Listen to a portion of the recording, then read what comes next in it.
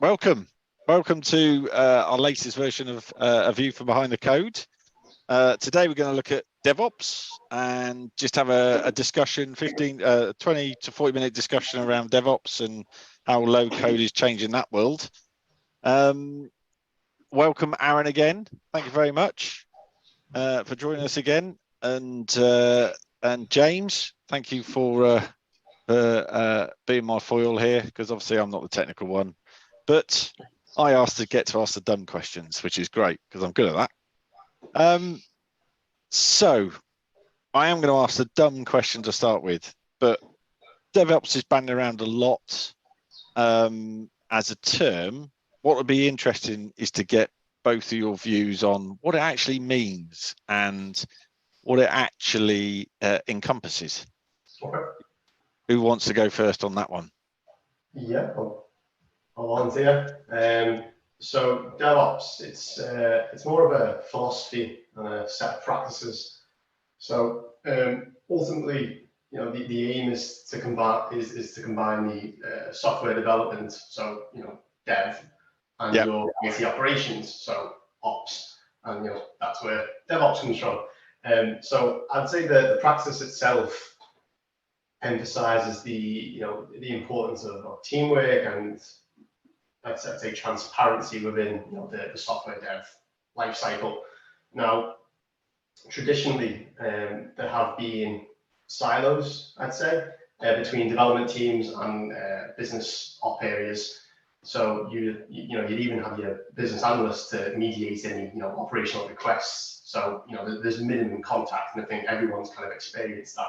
And so what DevOps does is it helps better align everyone around shared objectives, I'd say. Okay. I didn't know it was a culture. I thought it was an actual function. Yeah. James? So DevOps, it's not just a philosophy, but you've also got the tool set around DevOps, and we'll speak a bit about that later, especially when it comes to kind of low code. But you've also got your tool chain, so it's often confused because Microsoft have their own tool chain called Microsoft DevOps to help with these best practices. Got ya. So as I understand it, then it's a cultural change within an organization to make sure that development teams are working with IT operations teams. So when they're building apps and applications, that they seamlessly work together rather than being two siloed developments.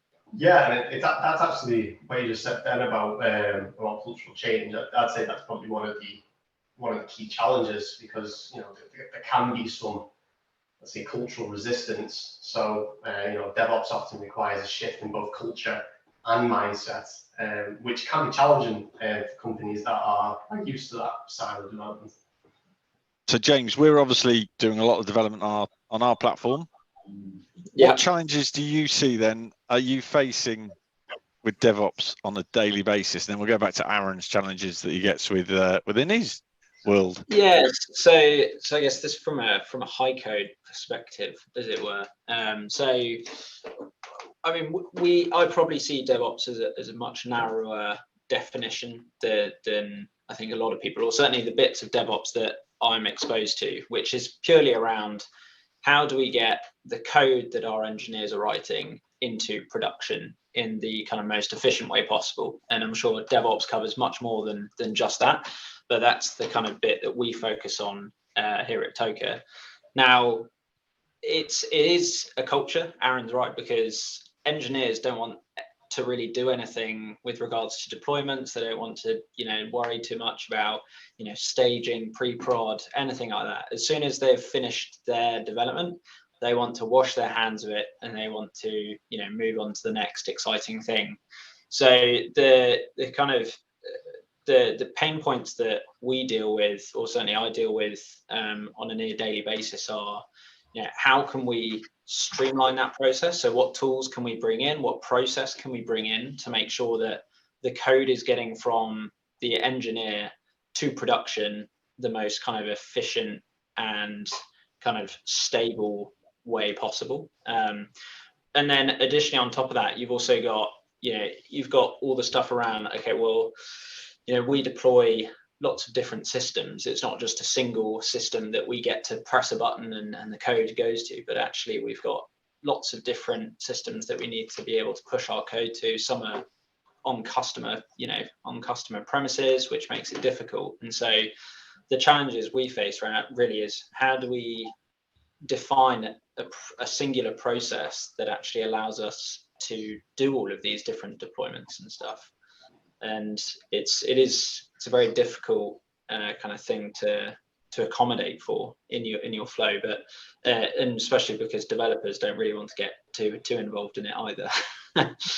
So there's a cultural difference from our world, because we're obviously a smaller company than Slater Gordon, Aaron, and in your world. So I suppose you have probably a greater challenge than we have in terms of how we can manage it, because if we've got an issue, we literally just look over the room, one of the 30 guys that sat over there, and have a conversation. Whereas you've got whole departments that are, you've got from IT security all the way through to the infrastructure team, all the way through to your development team. And obviously you lead the development side. So how do you sort of how do you manage that? Right, if we built something, how do we make sure that it actually works seamlessly and is secure and it goes through all of the right gates and tunnels, but do it quickly, I suppose, is the I think it's all about automation, especially with pipelines. So I mentioned DevOps as a kind of philosophy, but then you've obviously got your tool chains to come along with it.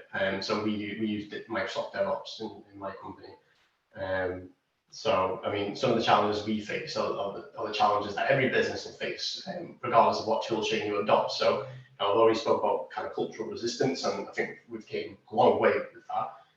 But there are also costs associated with DevOps. So you've got, like I said, you've got that DevOps kind of practice philosophy, but you've also got the tool chains to help achieve the principles of that philosophy. So most people would have heard of DevOps by Microsoft, but there's also tools by Atlassian, Jira, and Bitbucket. And I see more and more. I also see more and more open source products as well to help with DevOps best practices. So all of these tool chains, they come with a cost, especially for enterprise level editions. The bigger you are, the more you pay. So but quite a lot of free as well for startups and single users, to a certain limit. So if anyone's watching this and you want to create an app, or you want to start up, I mean, I've got a Bitbucket account and I don't pay for it. And of course there's also the time it takes for upskilling in these tool chains. So I mentioned before about making things seamless with automation. So there's a phrase called shifting left, which essentially means, I mean, if you go back a decade or two, developers used to write the code and then they ship it off to like an infrastructure team or a networking team, and then they'd host it and they'd be responsible for hosting that. But now with the terminologies like infrastructure as code and pipeline deployment and templates and that type of stuff, essentially what developers done is they've shifted left. So they move all of the stuff that's at the end into their space. So they're now responsible for code deployments and looking after the infrastructure as well. Right. But by doing that, you kind of encompass it all as part of your development lifecycle, and you exploit the benefits of tool chains that come with DevOps, like Microsoft and Jira, etc., to help you automate this. Got you. So, interestingly, literally just before this podcast,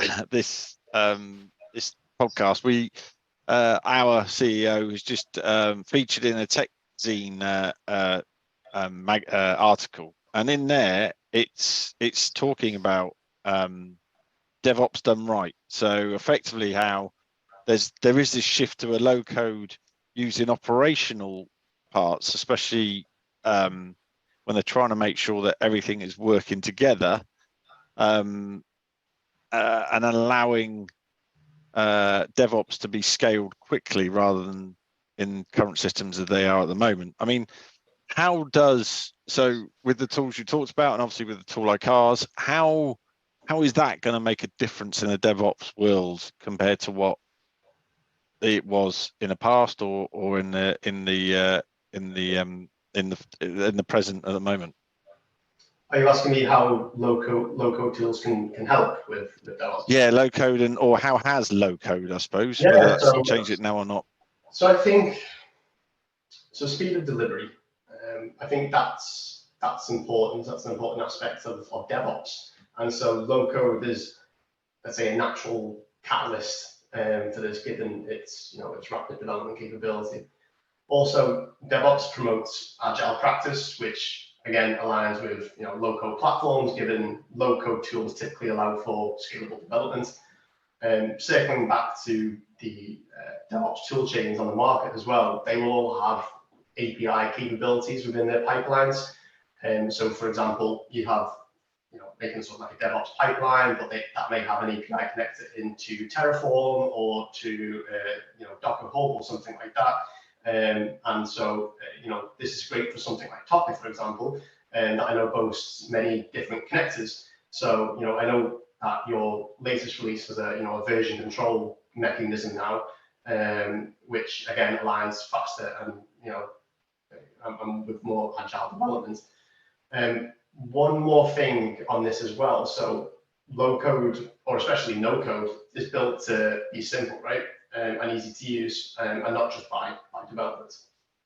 And that in itself can help bridge that silo that I mentioned before about developers and operations, because especially with no code as well, you can have head of practice areas or operational areas creating code and creating proof of concepts. And that can really, help them put a foot in the door of a development team.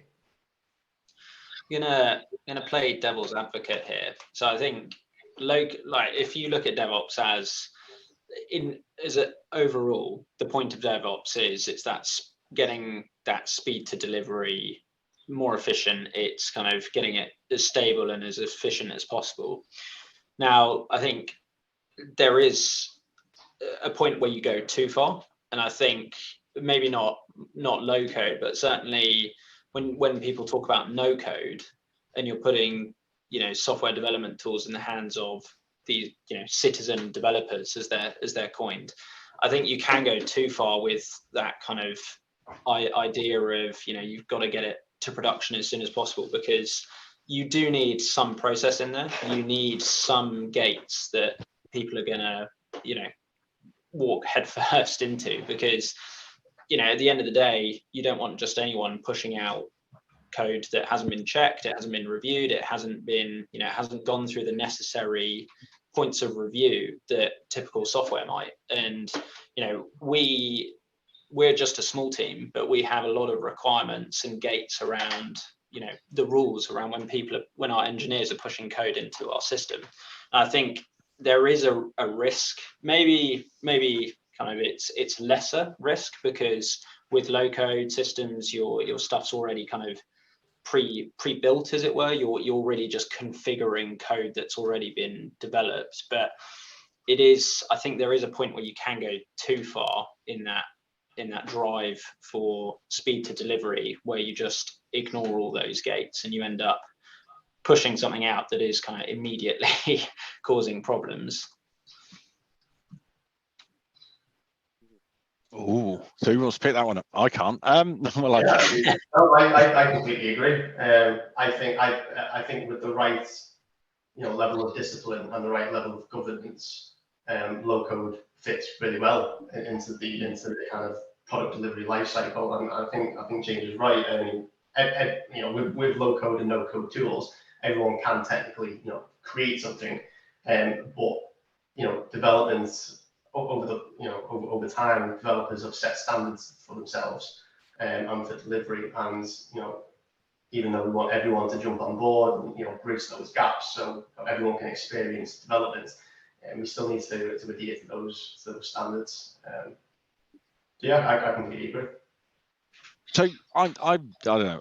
I'm just going to ask these questions anyway. But so there seems to be two parts to this conversation. I don't know whether I've got this right. There's obviously the development side, which is building applications that are business critical, that you want things to work within business. But then there's the integration, the infrastructure, the security, the the infrastructure to make it reliable and scalable and all of those sorts of elements sort of working together.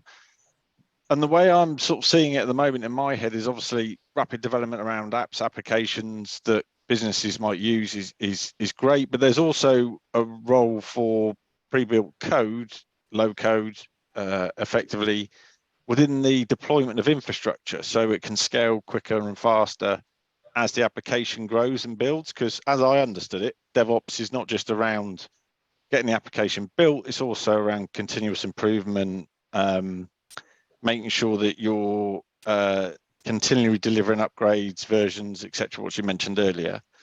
So are we actually almost seeing a morphing of the two in terms of platforms and applications nowadays with the tools that are out there now, or do you still see, so for example, infrastructure, you can build an application in low code or you know, in Azure or whatever that actually deploys infrastructure now? Yeah, definitely. So I mean, you know, 10 years ago, 20 years ago, even if you wanted to build an application, it wasn't straightforward as building a website. You then had to set up a web server, then you had to sort out all the traffic, all the ports. There was a lot that went into just building a website 20 years ago. Nowadays, whether you want to create an application with low code or you want to create it yourself, there's easy ways of doing this now. So I mentioned before about shifting left, which is where all the infrastructure is brought into development, and there are tools out there. So making this up as an example, if you've got like a Bitbucket pipeline, for example, and you want to deploy a container, well, Terraform can do all of that infrastructure for you.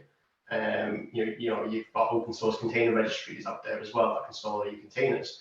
There's open source key vaults out there as well, and because it's all done by API connectors into the pipeline, it makes things so seamless. And even when you're putting all of the pipelines together, especially with Microsoft DevOps as well, it is like a GUI. You don't have to hard code the pipelines yourself. With like code, you can drag and drop tasks to create your pipeline. So there is an essence, especially with Microsoft DevOps, there is an essence of low code in those types of platforms anyway. So you don't have to type out the platforms from the pipelines from scratch.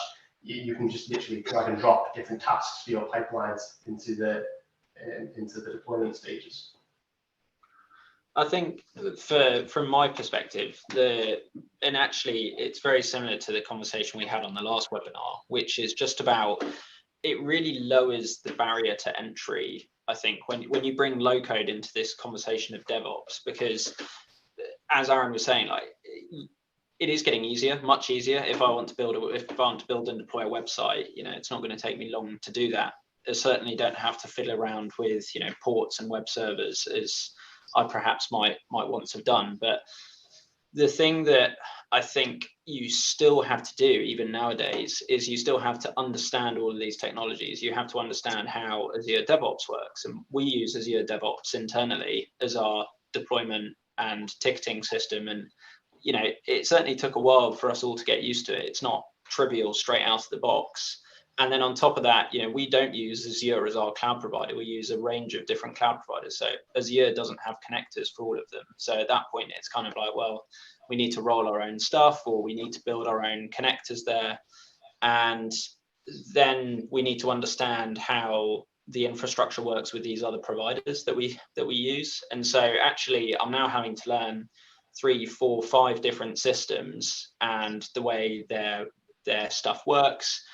And actually, when you put that into a low-code system where I can say, I want to design and build an app, then deploy it, and it's all within the same system, you have just massively lowered that barrier to entry for people. Because yes, all these other systems are relatively straightforward, but they still require you to learn how they all work, how they all plug together.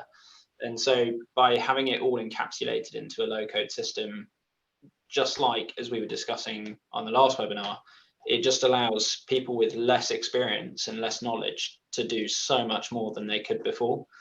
An example is we've got a lot of infrastructure which is just straight up Linux boxes. Now, a lot of people wouldn't know where to get started really, but because with low code we've just got a container that sits on there that's able to just deploy all the relevant things that we need onto that, and your app is now up running on that Linux box, and you've never had to do a type a single command or set it up or anything. So I think just like the software development side, the benefit of low code with infrastructure and security and all of that stuff is it's all kind of taken care of for you.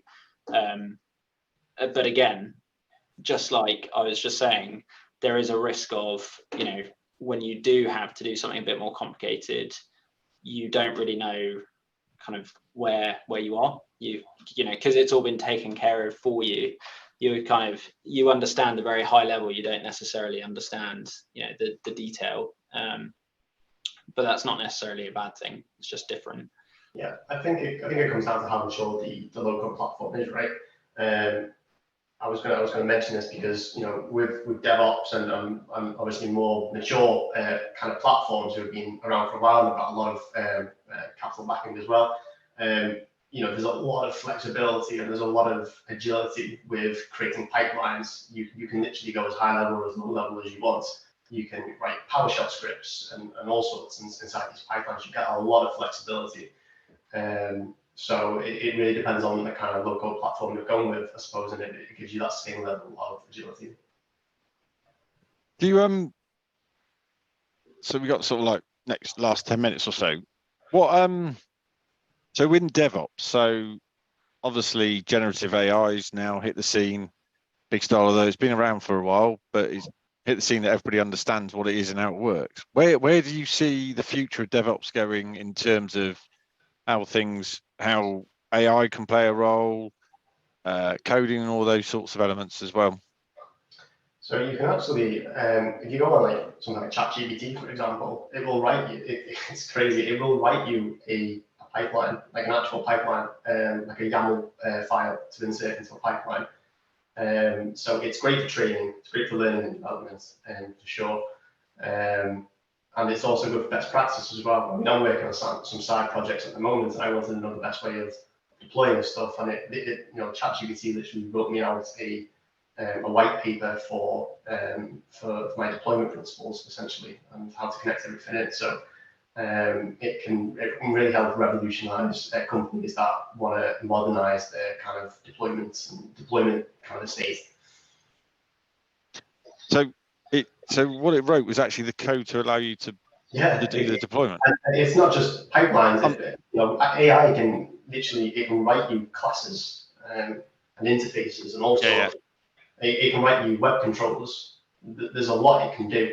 And I mean, ChatGPT's only been around since I think January, hasn't it? But I'm finding more and more use cases for it at the moment. And it obviously exposes an API as well, which I haven't had a chance to play around with at the moment. But I haven't yet seen any integrations with pipelines. But it's not going to be long before there's some use cases for that. Because obviously that's been trained on something, hasn't it? So. Well, my first question is, did you check? I mean, assuming you would have to check the codes before you actually released it at the moment, because then that goes back to accountability and responsibility and all that sort of stuff, doesn't it? So as part of like the DevOps lifecycle, I mean, one thing you want to include in DevOps is like SecOps, which we haven't actually spoken about. So that's all about how to make sure that the code you're publishing is compliant, it's best standards. So, for example, if you want to look like OWASP, there's tasks in DevOps that you can add into that to make sure that you're doing code repository scannings and make sure libraries are up to date. There's also unit test reporting as well. So there's a bunch of SecOps and reporting that can be run and incorporated into pipelines as well. It's not just a straight deployment. Right. I think there is a flip side to this though, which is that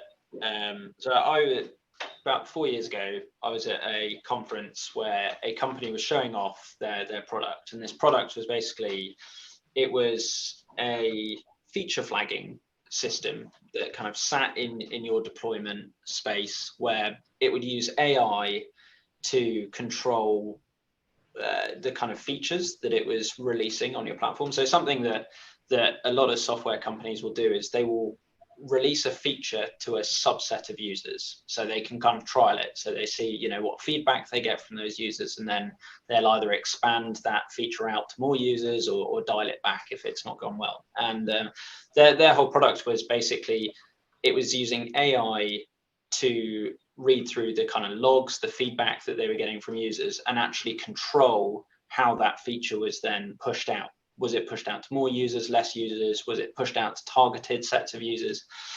And that all sounds fantastic, but actually the thing that I came away thinking was, I probably wouldn't want a black box AI system making the decision for what my users can see of my product. I mean, it's maybe this is a mentality that will change over years now that, you know, we've got stuff like ChatGPT and all these generative AI things. But I think there's still so much we don't know about how a decision is made by these systems, and actually giving it the keys to something like the feature flags of my product is something I personally, I don't think I'd be quite ready to do yet.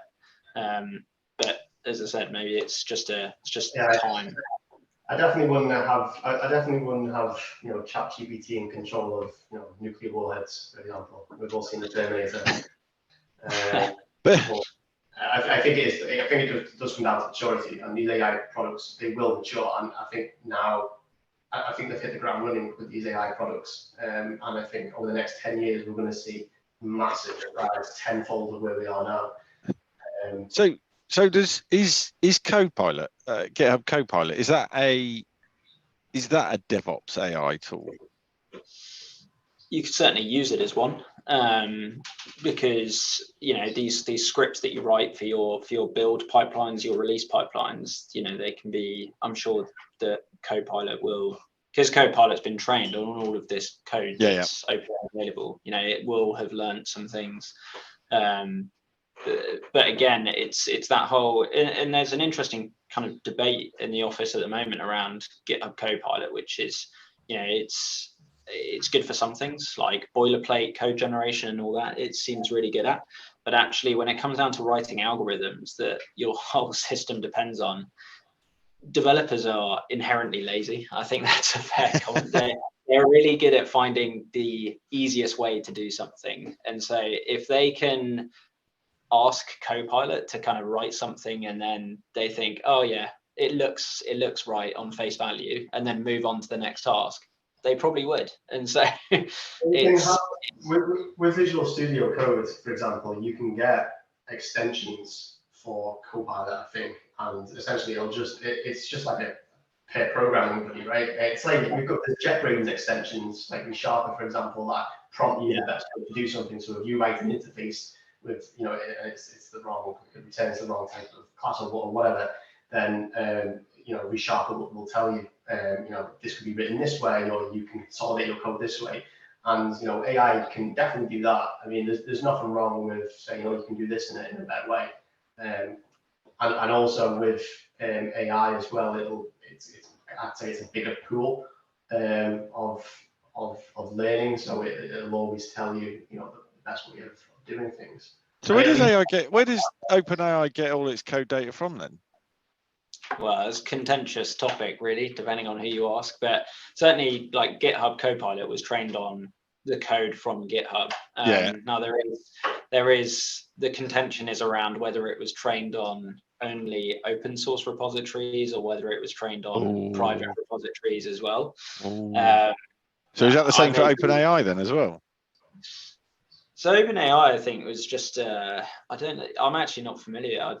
I need to read up on it, but Aaron might have a better idea of how OpenAI was trained. But on coding is what I'm thinking.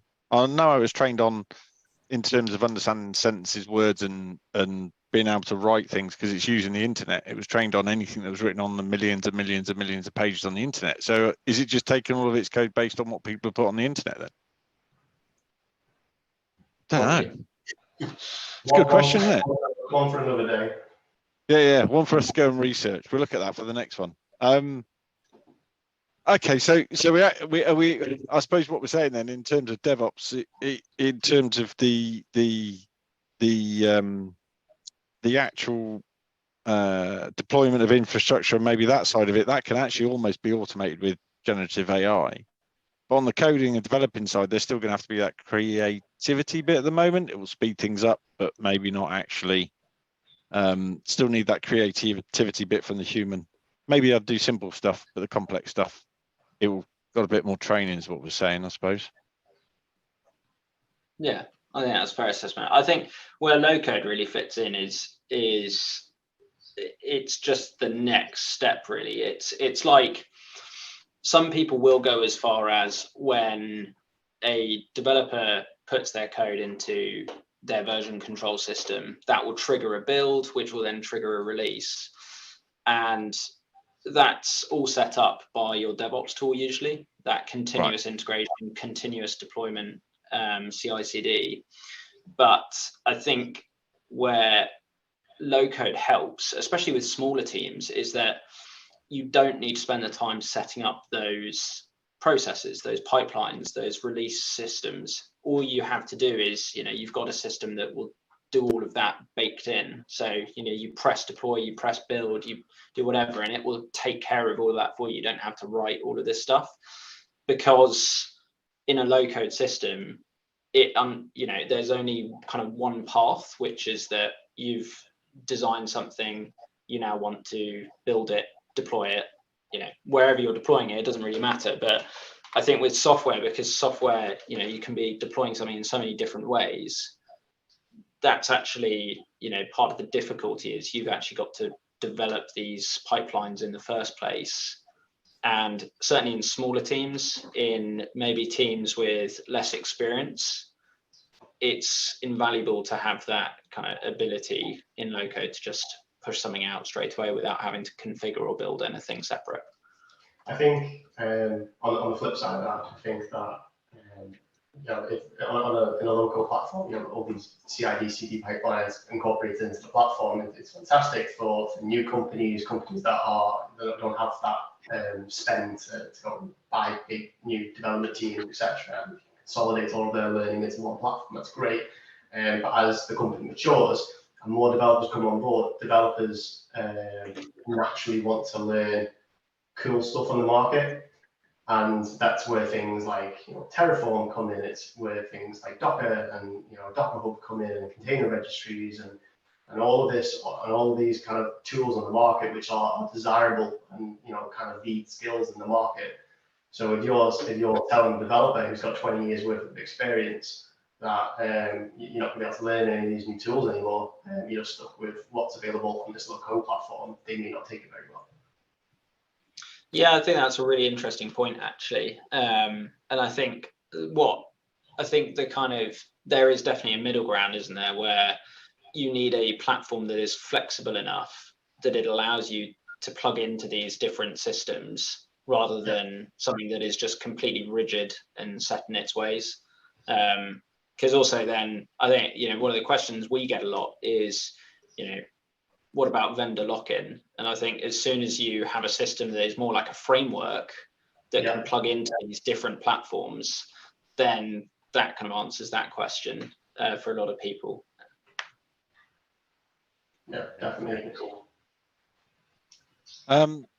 Well, I don't have any more questions around DevOps. I'm sure as we get on into different areas, these themes are all going to cross over. So we've already jumped into SecOps. So we'll probably put one of those later on in the year, or maybe pick that up with Mike as well. Mike, who's doing our next one on the 25th. So there's a little plug out there. View behind the code with Mike Smith from SolarNet, who's used Docker in the security landscape world to actually build his own product. So we'll be going through, what Mike's done, why, where, and how, and sort of digging into, what's important to them and why they why within the security world why they need these sort of tools like Toka. So it'll be an interesting discussion around that. Mike's on the 25th at 4:30. So hopefully we shall see you both there. If not, we will see you after the next one, which will be probably around, maybe do something around SecOps or something like that, and we'll share that out soon. We're going to push this out based on not only on LinkedIn, obviously, but it will be going on Apple podcasts and also on Spotify, and we'll start hopefully building a little community. On there will be a link as well that if people want to put in topics and questions they want us to go through or get experts for, we can do that as well. So if you are interested, the link will be in the podcast below, and we look forward to speaking to you soon. Take care. Thanks, Aaron. Thanks, Thank you. James. Speak soon. Bye. Thank you. Bye.